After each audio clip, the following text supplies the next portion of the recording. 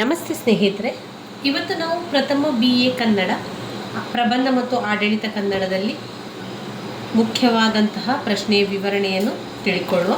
ಈಗಾಗಲೇ ಕೆಲವೊಂದು ಮುಖ್ಯವಾದ ಪ್ರಶ್ನೆಗಳ ಬಗ್ಗೆ ತಿಳ್ಕೊಂಡಿದ್ದೇವೆ. ಅದೆಲ್ಲ ಆಡಳಿತ ಭಾಷೆಯಾಗಿ ಕನ್ನಡ ಬೆಳೆದು ಬಂದ ದಾರಿಯ ಬಗ್ಗೆ ತಿಳ್ಕೊಂಡಿದ್ದೇವೆ, ಭಾಷೆಯ ಸ್ವರೂಪ ಮತ್ತು ಲಕ್ಷಣಗಳ ಬಗ್ಗೆ ತಿಳ್ಕೊಂಡಿದ್ದೇವೆ, ಔಪಚಾರಿಕ ಪತ್ರ, ಸುತ್ತೋಲೆಯ ಬಗ್ಗೆ ಕೂಡ ತಿಳ್ಕೊಂಡಿದ್ದೇವೆ. ಇವತ್ತು ನಾವು ಜ್ಞಾಪನ ಪತ್ರದ ಬಗ್ಗೆ ತಿಳ್ಕೊಳ್ಳುವ. ಜ್ಞಾಪನ ಪತ್ರ ತುಂಬನೇ ಮುಖ್ಯವಾಗಿರುವಂತಹ ಒಂದು ಪ್ರಶ್ನೆಯಾಗಿದೆ. 10 ಅಂಕಕ್ಕೆ ಹಲವು ಬಾರಿ ಕೇಳಿರುವಂತಹ ಪ್ರಶ್ನೆ ಈ ಜ್ಞಾಪನ ಪತ್ರ. ಸುತ್ತೋಲೆಯನ್ನು ಈಗಾಗಲೇ ತಿಳ್ಕೊಂಡಿದ್ದೇವೆ, ಅದು 5 ಅಂಕಕ್ಕೆ ಹಲವು ಬಾರಿ ಕೇಳಿದ್ದಾರೆ. ಅದರ ಮಾದರಿಯನ್ನು ಕೂಡ ನೋಡ್ಕೊಂಡಿದ್ದೇವೆ. ಇವತ್ತು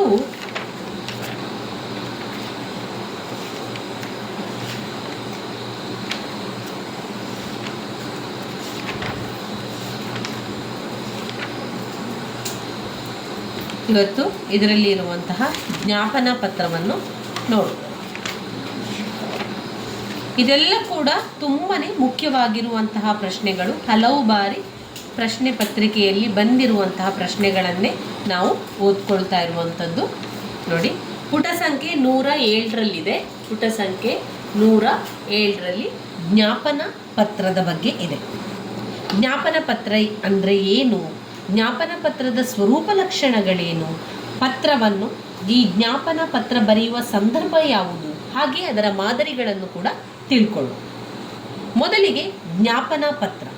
ಜ್ಞಾಪನ ಪತ್ರ ಎಂದರೆ ಒಂದು ನೆನಪಿನ ಪತ್ರ, ಅಂದರೆ ನೆನಪನ್ನು ತರುವಂತಹ ಪತ್ರ ಅಥವಾ ನೆನಪಿಸುವಂತಹ ಒಂದು ಪತ್ರ ಅಂತ ಹೇಳ್ಬೋದು. ನೆನಪಿನ ಓಲೆ ಅಥವಾ ನೆನಪಿನ ಟಿಪ್ಪಣಿ ಎನ್ನುವಂತಹ ಅರ್ಥ ಕೂಡ ಕೊಡ್ತದೆ. ಜ್ಞಾಪನ ಪತ್ರ ಅಂದರೆ ನೆನಪಿನ ಪತ್ರ, ನೆನಪಿನ ಓಲೆ ಅಥವಾ ನೆನಪಿನ ಟಿಪ್ಪಣಿ ಎನ್ನುವಂತಹ ಅರ್ಥವನ್ನು ನಾವು ಕಾಣಬಹುದು. ಆಡಳಿತ ಕ್ಷೇತ್ರದಲ್ಲಿ ಅಧಿಕೃತವಾದಂತಹ ಅರ್ಥವಿದೆ. ಸರಕಾರದ ಒಂದು ಸಚಿವಾಲಯ, ಸರಕಾರದ ಒಂದು ಸಚಿವಾಲಯ ಮತ್ತೊಂದು ಸಚಿವಾಲಯಕ್ಕೆ, ಸರಕಾರದ ಒಂದು ಸಚಿವಾಲಯ ಮತ್ತೊಂದು ಸಚಿವಾಲಯಕ್ಕೆ, ಒಂದು ವಿಭಾಗ ಮತ್ತೊಂದು ವಿಭಾಗಕ್ಕೆ. ಅರ್ಥ ಮಾಡ್ಕೊಳ್ಳಿ, ಹೇಳಬೇಕಾದ್ರೆ ನೀವು ಕಲಿತಾ ಹೋಗಬೇಕು. ಸರಕಾರದ ಒಂದು ಸಚಿವಾಲಯ ಮತ್ತೊಂದು ಸಚಿವಾಲಯಕ್ಕೆ, ಒಂದು ವಿಭಾಗ ಮತ್ತೊಂದು ವಿಭಾಗಕ್ಕೆ, ಒಂದು ಕಚೇರಿ ಮತ್ತೊಂದು ಕಚೇರಿಗೆ, ಒಂದು ಇಲಾಖೆ ಮತ್ತೊಂದು ಇಲಾಖೆಗೆ, ನೌಕರರಿಗೆ, ಸಾರ್ವಜನಿಕರಿಗೆ ಅಧಿಕೃತವಾಗಿ ಬರೆದ ಪತ್ರಗಳಾಗಿರುತ್ತದೆ. ಒಂದು ಇಲಾಖೆ ಮತ್ತೊಂದು ಇಲಾಖೆಗೆ, ನೌಕರರಿಗೆ, ಸಾರ್ವಜನಿಕರಿಗೆ ಅಧಿಕೃತವಾಗಿ ಬರೆದ ಪತ್ರಗಳಾಗಿರ್ತದೆ.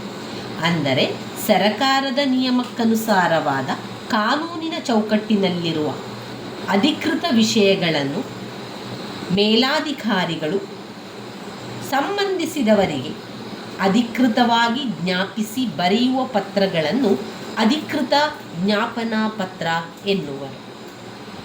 ಈಗ ನಿಮಗೆ ಜ್ಞಾಪನ ಪತ್ರ ಏನು ಅಂತ ಗೊತ್ತಾಯಿತು. ಒಂದು ಸರಕಾರ ಮತ್ತು ಒಂದು ಸಚಿವಾಲಯ ಮತ್ತೊಂದು ಸಚಿವಾಲಯಕ್ಕೆ, ಒಂದು ವಿಭಾಗ ಮತ್ತೊಂದು ವಿಭಾಗಕ್ಕೆ, ಒಂದು ಕಚೇರಿ ಮತ್ತೊಂದು ಕಚೇರಿಗೆ, ಒಂದು ಇಲಾಖೆ ಮತ್ತೊಂದು ಇಲಾಖೆಗೆ, ನೌಕರರಿಗೆ ಆಗಿರ್ಬೋದು, ಸಾರ್ವಜನಿಕರಿಗೆ ಆಗಿರ್ಬೋದು ಅಧಿಕೃತವಾಗಿ ಬರೆಯುವಂತಹ ಒಂದು ಪತ್ರವನ್ನು ಜ್ಞಾಪನಾ ಪತ್ರ ಅಂತ ಹೇಳುವಂಥದ್ದು. ಈ ಜ್ಞಾಪನ ಪತ್ರದ ಸ್ವರೂಪ ಲಕ್ಷಣಗಳನ್ನು ನಾವು ನೋಡುವುದಾದರೆ, ಜ್ಞಾಪನ ಪತ್ರವು ಸರಕಾರದ ಇಲಾಖೆಗಳಲ್ಲಿ ನಡೆಯುವಂತಹ ಮುಖ್ಯ ಕಾರ್ಯಕಲಾಪಗಳು, ಬದಲಾವಣೆಗಳು ಇತ್ಯಾದಿ ಮುಖ್ಯವಾದಂತಹ ಘಟನೆಗಳಿಗೆ ಅದು ಸಂಬಂಧಿಸಿದುದಾಗಿರುತ್ತದೆ. ಈ ಜ್ಞಾಪನ ಪತ್ರದ ಲಕ್ಷಣಗಳಲ್ಲಿ ಮೊದಲನೆಯದು, ಜ್ಞಾಪನ ಪತ್ರ ಏನು ಮಾಡ್ತದೆ, ಸರಕಾರದ ಇಲಾಖೆಗಳಲ್ಲಿ ನಡೆಯುವಂತಹ ಯಾವುದೇ ಒಂದು ಮುಖ್ಯವಾಗಿರುವಂತಹ ಕಾರ್ಯಕಲಾಪಗಳು, ಆಮೇಲೆ ಬದಲಾವಣೆಗಳು ಇತ್ಯಾದಿ ಮುಖ್ಯವಾದ ಘಟನೆಗಳಿಗೆ ಸಂಬಂಧಿಸುವುದಾಗಿರುತ್ತದೆ. ಜ್ಞಾಪನ ಪತ್ರವು ಸ್ಥೂಲವಾಗಿ ಸರಕಾರದ ಆದೇಶದಂತಿರುತ್ತದೆ. ಪತ್ರವು ಮೂರನೆಯವರನ್ನು ಉದ್ದೇಶಿಸಿ ಬರೆದಂತಿರುತ್ತದೆ. ನಾನು, ನೀವು ಮುಂತಾದ ಪ್ರಯೋಗಗಳು ಇರುವುದಿಲ್ಲ. 4ನೇ ಪಾಯಿಂಟ್, ಪತ್ರದ ಆರಂಭದಲ್ಲಿ ಮಾನ್ಯರೇ ಮತ್ತು ಅಂತ್ಯದಲ್ಲಿ ನಿಮ್ಮ ವಿಶ್ವಾಸದ, ನಿಮ್ಮ ನಂಬುಗೆಯ ಇತ್ಯಾದಿ ಗೌರವ ಸಂಬೋಧನಾ ಪದಗಳು ಇರುವುದಿಲ್ಲ. ಯಾವ ರೀತಿ ನಾವು ಸುತ್ತೋಲೆಯನ್ನು ಬರೆದಿರ್ತೇವೋ ಅದೇ ರೀತಿಯ ಕೆಲವೊಂದು ಲಕ್ಷಣಗಳು ಈ ಜ್ಞಾಪನ ಪತ್ರದಲ್ಲಿಯೂ ಕೂಡ ನೀವು ಕಾಣ್ಬೋದಾಗಿದೆ. ಅದರಲ್ಲಿಯೂ ಕೂಡ ಸುತ್ತೋಲೆಯಲ್ಲಿದ್ದಂತೆ ಜ್ಞಾಪನ ಪತ್ರದಲ್ಲಿಯೂ ಕೂಡ ಯಾವುದೇ ರೀತಿಯ ಪತ್ರದ ಆರಂಭದಲ್ಲಿ ಮಾನ್ಯರೇ ಎನ್ನುವುದಾಗಲಿ, ಅಂತ್ಯದಲ್ಲಿ ವಿಶ್ವಾಸಿ, ನಿಮ್ಮ ನಂಬುಗೆ ಎನ್ನುವಂತಹ ಗೌರವ ಸಂಬೋಧನಾ ಪದಗಳು ಇರುವುದಿಲ್ಲ. ಒಂದು ಪತ್ರ ಬರೆಯುವಂತಹ ಪ್ರಾರಂಭದಲ್ಲಿ ವಿಷಯ ಉಲ್ಲೇಖ ಮಾಡಲಿಕ್ಕೆ ಇರ್ತದೆ.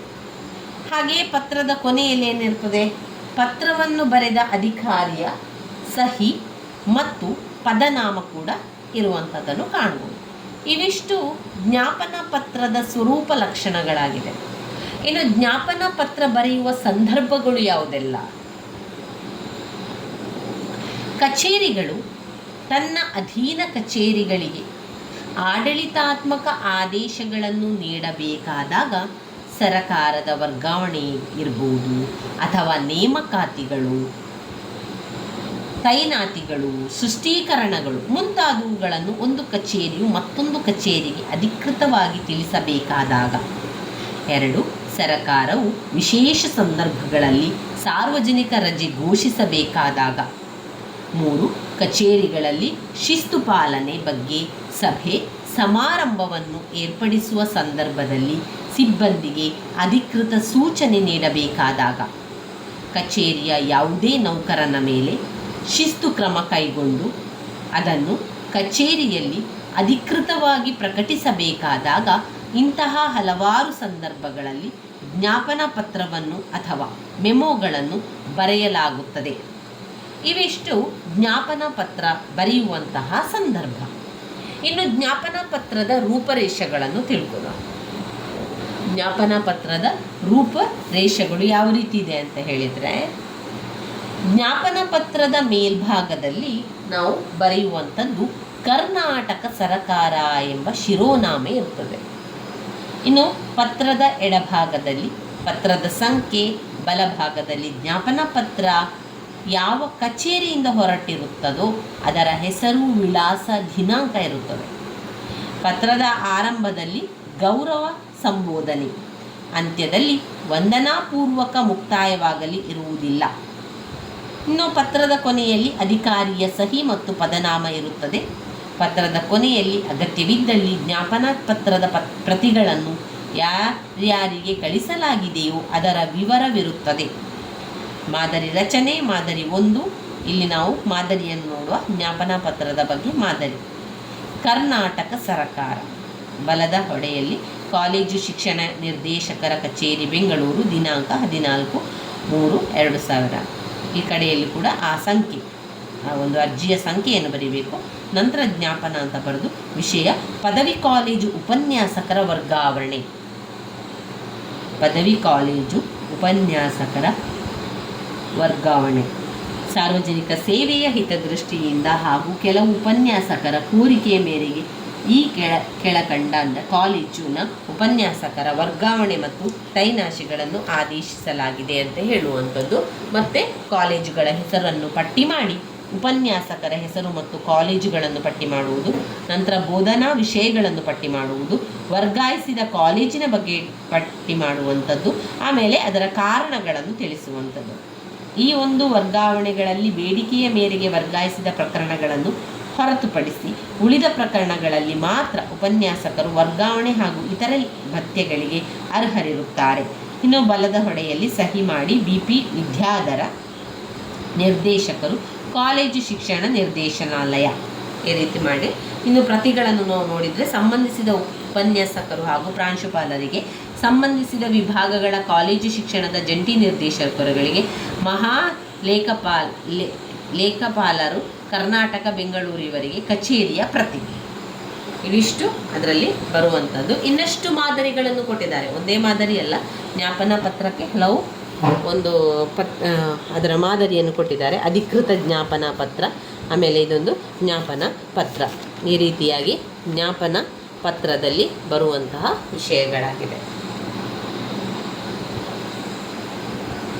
ಇಷ್ಟು ಜ್ಞಾಪನಾ ಪತ್ರದ ವಿಚಾರಗಳಾಯಿತು. ಇನ್ನು ಬರುವಂಥದ್ದು ನಾವು ನೋಡುವಂಥದ್ದು ಇದರಲ್ಲಿ ಅರೆ ಸರಕಾರಿ ಪತ್ರ. ಅರೆ ಸರಕಾರಿ ಪತ್ರ ಎಂದರೇನು? ಅರೆ ಸರಕಾರಿ ಪತ್ರದ ಒಂದು ಬರೆಯುವಂತಹ ಸಂದರ್ಭ ಯಾವಾಗ, ಹಾಗೆ ಅರೆ ಸರಕಾರಿ ಪತ್ರದ ರೂಪರೇಷೆಗಳೇನು, ಅದರ ಮಾದರಿಯ ಬಗ್ಗೆ ಕೂಡ ಈ ಒಂದು ವಿಡಿಯೋದಲ್ಲಿ ತಿಳಿತಾ ಹೋಗುವ. ಅರೆ ಸರಕಾರಿ ಪತ್ರ ಅಂದರೆ ಏನು? ಸರಕಾರಿ ಪತ್ರಗಳಿಗೆ ಒಂದು ನಿರ್ದಿಷ್ಟವಾದ ಚೌಕಟ್ಟಿದೆ. ಹೌದು, ಒಂದು ಸರಕಾರಿ ಪತ್ರವನ್ನು ನಾವು ಬರಿತಾ ಇದ್ದೇವೆ ಅಂತಾದರೆ ಅದಕ್ಕೆ ಅದರದೇ ಆದ ರೀತಿ, ನೀತಿ, ನಿಯಮ, ಕಾರ್ಯಚಟುವಟಿಕೆಗಳು ಕೂಡ ಇರುವಂಥದ್ದೇ. ಔಪಚಾರಿಕ ಚೌಕಟ್ಟನ್ನು ಸಡಿಲಿಸಿ ವೈಯಕ್ತಿಕ ಭಾವ ಮತ್ತು ರೂಪ ಕೊಟ್ಟು ಸರಕಾರಿ ಕಾರ್ಯದ ಬಗೆಗೆ ಒಬ್ಬ ಸರಕಾರಿ ಅಧಿಕಾರಿ ಇನ್ನೊಬ್ಬ ಸರಕಾರಿ ಅಧಿಕಾರಿಗಳಿಗೆ, ಸ್ಥಳೀಯ ಸಂಸ್ಥೆಯ ಅಧಿಕಾರಿಗಳಿಗೆ, ಖಾಸಗಿ ವ್ಯಕ್ತಿಗೆ ಆತ್ಮೀಯವಾದ ರೀತಿಯಲ್ಲಿ ಪತ್ರವನ್ನು ಬರೆಯುತ್ತಾನೆ. ಅಂತಹ ಪತ್ರವು ಸರಕಾರಿ ಪತ್ರವಾಗುತ್ತದೆ. ಅಂದರೆ ಸರಕಾರಿ ಅಥವಾ ಅಧಿಕೃತ ವಿಷಯಗಳನ್ನು ಖಾಸಗಿ ರೂಪದಲ್ಲಿ ಬರೆಯುವಂತಹ ಪತ್ರವನ್ನೇ ಅರೆ ಸರಕಾರಿ ಅಥವಾ ಅರೆ ಅಧಿಕೃತ ಅಥವಾ ಅರ್ಧ ಅಧಿಕೃತ ಪತ್ರವೆಂದು ಕರೆಯಲಾಗುತ್ತದೆ. ಇಂಗ್ಲೀಷ್ನಲ್ಲಿ ಡೆಮಿ ಅಫಿಷಿಯಲ್ ಲೆಟರ್ ಅಥವಾ DO ಲೆಟರ್ ಅಂತ ಕರೆಯುವಂಥದ್ದು. ಅರೆ ಸರಕಾರಿ ಪತ್ರ ಅಂದ್ರೇನು? ಸರಕಾರಿ ಪತ್ರಗಳಿಗೆ ಅದು ಒಂದು ನಿರ್ದಿಷ್ಟ ಚೌಕಟ್ಟು ಅಥವಾ ನಿಯಮ ಇರುವಂಥದ್ದು. ಔಪಚಾರಿಕ ಚೌಕಟ್ಟನ್ನು ಸಡಿಲಿಸಿ ವೈಯಕ್ತಿಕ ಭಾವ ಮತ್ತು ರೂಪವನ್ನು ಕೊಟ್ಟು ಸರಕಾರಿ ಕಾರ್ಯದ ಬಗೆಗೆ ಒಬ್ಬ ಸರಕಾರಿ ಅಧಿಕಾರಿ ಇನ್ನೊಬ್ಬ ಸರಕಾರಿ ಅಧಿಕಾರಿಗೆ ಅಥವಾ ಸ್ಥಳೀಯ ಸಂಸ್ಥೆಯ ಅಧಿಕಾರಿಗಳಿಗೆ ಅಥವಾ ಖಾಸಗಿ ವ್ಯಕ್ತಿಗೆ ಆತ್ಮೀಯವಾದ ರೀತಿಯಲ್ಲಿ ಪತ್ರವನ್ನು ಬರೆಯುತ್ತಾನೆ. ಅಂತಹ ಪತ್ರವು ಸರಕಾರಿ ಪತ್ರವಾಗುತ್ತದೆ. ಅಂದರೆ ಸರಕಾರಿ ಅಧಿಕೃತ ವಿಷಯಗಳನ್ನು ಖಾಸಗಿ ರೂಪದಲ್ಲಿ ಬರೆಯುವ ಪತ್ರವನ್ನು ಅರೆ ಸರಕಾರಿ ಅಥವಾ ಅರೆ ಅಧಿಕೃತ ಅಥವಾ ಅರ್ಧ ಅಧಿಕೃತ ಪತ್ರವೆಂದು ಕರೆಯಲಾಗುತ್ತದೆ. ಅಲ್ಲಿ ಇಂಗ್ಲೀಷ್ನಲ್ಲಿ ಡೆಮಿ ಅಫಿಷಿಯಲ್ ಲೆಟರ್ ಅಥವಾ DO ಲೆಟರ್ ಅಂತ ಕರೆಯುವಂಥದ್ದು. ಇದು ಅರೆ ಸರಕಾರಿ ಪತ್ರದಲ್ಲಿ ಇರುವಂತಹ ವಿಚಾರ.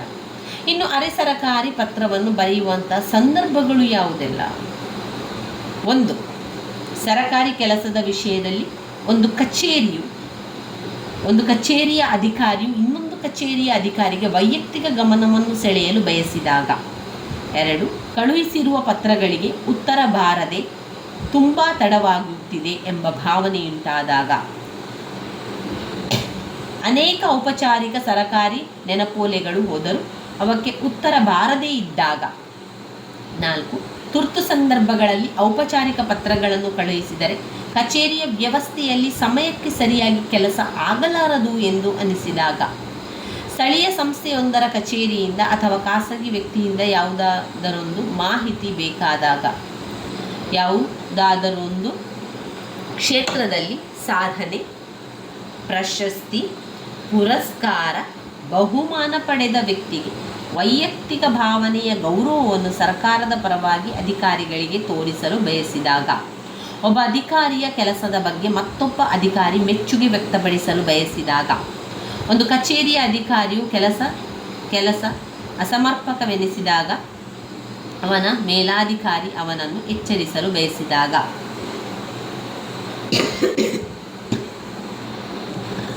ಕಚೇರಿ ಇಲಾಖೆಗಳ ನಡುವೆ ನಡೆಯುವ ಅಧಿಕೃತ ಸರಕಾರದ ವ್ಯವಹಾರ ಆ ಕಚೇರಿಗಳ ಮುಖ್ಯಾಧಿಕಾರಿಗಳಲ್ಲದೆ ಇತರರಿಗೆಲ್ಲ ತಿಳಿಯಬಾರದು ಎನಿಸಿದಾಗ. ಅಂದರೆ ವಿಷಯದ ಗೌಪ್ಯತೆಯನ್ನು ಕಾಪಾಡಬೇಕಾದಾಗ. ಸಾರ್ವಜನಿಕವಾಗಿಯೇ ಪ್ರಕ್ಷುಬ್ಧವಾದ ವಾತಾವರಣ ಸೃಷ್ಟಿಯಾದ ಸಂದರ್ಭದಲ್ಲಿ ನಿಯಂತ್ರಿಸುವ ಉದ್ದೇಶದಿಂದ ಸಂಬಂಧಪಟ್ಟ ಅಧಿಕಾರಿಗಳು ಬರೆಯುವ ಪತ್ರ. ಇಂತಹ ಹಲವಾರು ಸಂದರ್ಭಗಳಲ್ಲಿ ಅರೆ ಸರಕಾರಿ ಪತ್ರಗಳನ್ನು ಬರೆಯಬೇಕಾಗುತ್ತದೆ. ಇನ್ನು ಅರೆ ಸರಕಾರಿ ಪತ್ರದ ರೂಪರೇಖೆಗಳನ್ನು ನೋಡಿಕೊಳ್ಳೋಣ. ಅರೆ ಸರಕಾರಿ ಪತ್ರ ಬರೆಯಲು ಅಧಿಕಾರಿಯು ತನ್ನ ಸ್ವಂತ ವಿಳಾಸದ ಪತ್ರವನ್ನೇ ಬಳಸಬೇಕು. ಅಧಿಕಾರಿಯ ಹೆಸರು, ಪದನಾಮ, ವಿಳಾಸಗಳು ಮುದ್ರಿತವಾಗಿರುವ ವಿಳಾಸ ಪತ್ರ ಇಲ್ಲದಿದ್ದರೆ ಇದೇ ರೀತಿಯಾಗಿ ಪತ್ರವನ್ನು ಬೆರಳಚ್ಚು ಮಾಡಿರಬೇಕು. ಪತ್ರ ಸಂಖ್ಯೆಯನ್ನು ಬರೆಯುವ ಸಂದರ್ಭದಲ್ಲಿ ಅರೆ ಸರಕಾರಿ ಪತ್ರ ಎಂದು ಬರೆದಿರಬೇಕು. ಪತ್ರದ ಆರಂಭದಲ್ಲಿ ವಿಳಾಸವಾದರೆ ಹುದ್ದೆ ಮತ್ತು ಕಚೇರಿಯ ವಿಳಾಸಕ್ಕೆ ಬದಲಾಗಿ ನೇರವಾಗಿ ಅವರ ಹೆಸರನ್ನೇ ಸಂಬೋಧಿಸಿ ಬರೆಯಬೇಕು. ಮಾನ್ಯರೇ ಎಂಬುದಕ್ಕೆ ಬದಲಾಗಿ ಪ್ರಿಯಶ್ರೀ ರಂಗನಾಥ್ ಅವರೇ, ಆತ್ಮೀಯರಾದ ಚೇತನ್ ಕುಮಾರ್ ಅವರೇ, ಮಾತೃಶ್ರೀ ಮಾನ್ಯಶ್ರೀ ರಘು ಅವರೇ, ಗೌರವಾನ್ವಿತ ಧರ್ಮರಾಜ್ ಅವರೇ ಇತ್ಯಾದಿ ವ್ಯಕ್ತಿಯ ಹೆಸರಿನ ಪೂರ್ವಜಗಳು ಆತ್ಮೀಯವಾದ ಗೌರವ ಸೂಚಕ ಪದಗಳು ಬಳಕೆಯಾಗುತ್ತದೆ. ಇನ್ನು ವಿಷಯ ಉಲ್ಲೇಖಗಳು ಅರೆ ಸರಕಾರಿ ಪತ್ರ ಕೂಡ ಇರುವಂಥದ್ದು. ಪತ್ರದ ಒಕ್ಕಣೆಯಲ್ಲಿ ಸರಕಾರಿ ಅಥವಾ ಅಧಿಕೃತ ವಿಷಯಗಳಿದ್ದರೂ ಬರವಣಿಗೆಯಲ್ಲಿ ವೈಯಕ್ತಿಕತೆಯ ಛಾಪು ಇರಬೇಕಾಗುವುದು ಅಗತ್ಯ. ಪತ್ರವನ್ನು ತಮ್ಮ ವಿಶ್ವಾಸ, ನಮ್ಮ ನಂಬುಗೆಯ ಎಂದು ಕೊನೆಗೊಳಿಸಿ ಪತ್ರ ಬರೆಯುವ ಅಧಿಕಾರಿ ತನ್ನ ಸಹಿ ಹಾಕಬೇಕು. ಸಹಿಯ ಕೆಳಗೆ ಕಂಸದಲ್ಲಿ ಹೆಸರು ಬರೆಯಬಹುದು, ಆದರೆ ಅಲ್ಲಿ ತನ್ನ ಸರಕಾರಿ ಹುದ್ದೆಯನ್ನು ಪದನಾಮವನ್ನು ಬರೆಯುವಂತಿಲ್ಲ. ಪತ್ರದ ಕೆಳ ಎಡಭಾಗದಲ್ಲಿ ವಿಳಾಸದಾರರ ಹೆಸರು ಮತ್ತು ವಿಳಾಸವನ್ನು ಬರೆಯಬೇಕು.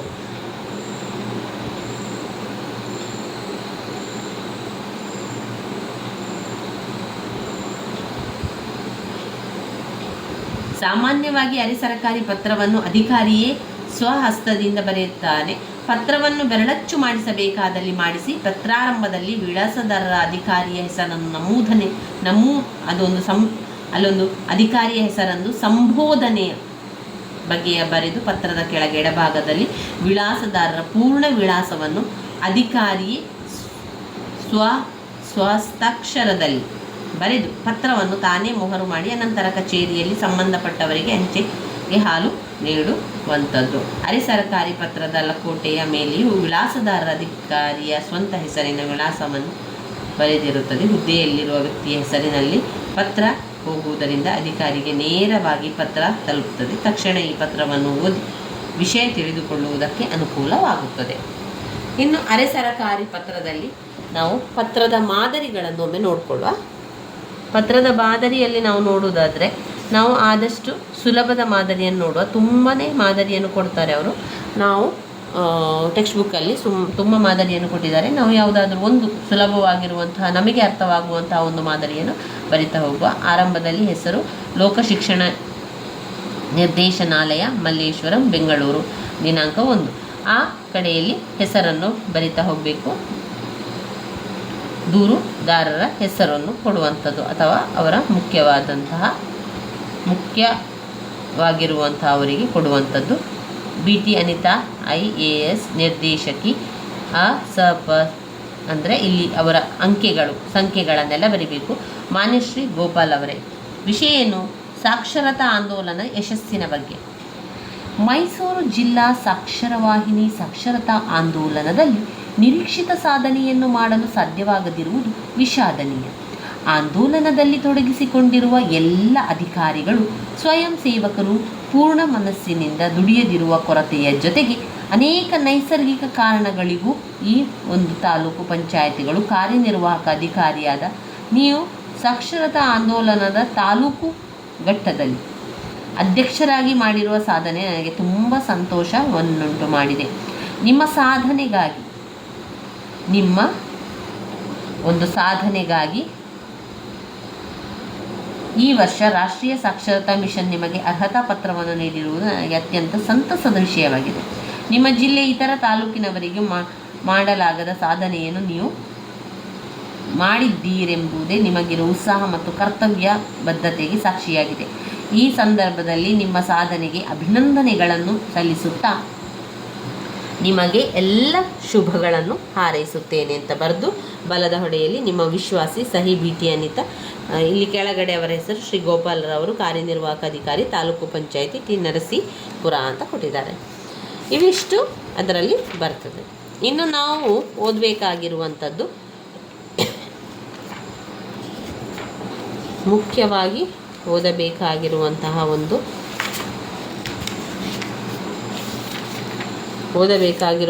ಒಂದು ಪಾಠ ಅಂತ ಹೇಳಿದರೆ ಅದು ಅರ್ಜಿಯ ಬಗ್ಗೆ ಓದ್ಕೊಳ್ಳೇಬೇಕು. ವೆರಿ ಇಂಪಾರ್ಟೆಂಟ್ ಆಗಿರುವಂತಹ ಒಂದು ಪ್ರಶ್ನೆ ಅದು. ಅರ್ಜಿಯ ನಮೂನೆಗಳು ಅಂತ ಕೇಳ್ತಾರೆ. ಅರ್ಜಿಯ ನಮೂನೆಗಳು, ಪತ್ರ ರೂಪದ ಅರ್ಜಿಗಳು, ರಜದ ರೂಪದ ಅರ್ಜಿಗಳು. ಈ ಅರ್ಜಿಗಳಲ್ಲಿ ಅನೇಕ ಪಾಯಿಂಟ್ಸ್ಗಳನ್ನು ಕಾಣ್ಬೋದು. ಸಾಂದರ್ಭಿಕ ರಜದ ಅರ್ಜಿ, ವೈದ್ಯಕೀಯ ರಜದ ಅರ್ಜಿ, ವೇತನಕ್ಕೆ ಸಂಬಂಧಿಸಿದಂಥ ಅರ್ಜಿ, ಜ್ಯೇಷ್ಠತೆಗೆ ಸಂಬಂಧಿಸಿದ ಅರ್ಜಿ, ವರ್ಗಾವಣೆ ಕೋರುವ ಅರ್ಜಿ.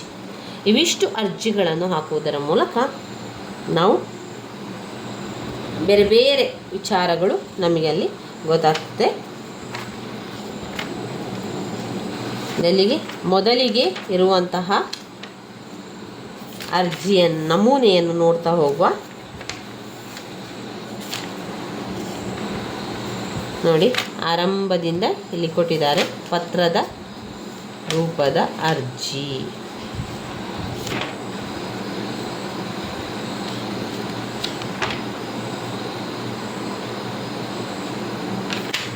ಪುಟ ಸಂಖ್ಯೆ 138ರಲ್ಲಿದೆ.